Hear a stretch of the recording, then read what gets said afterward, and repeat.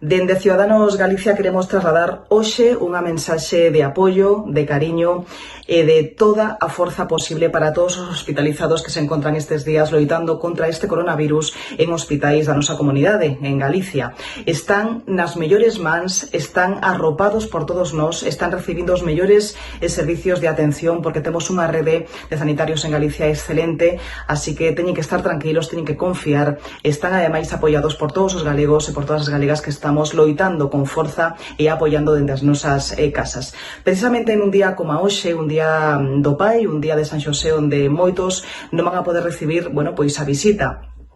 o cariño, os bicos e os abrazos dos seus familiares tamén neses hospitais,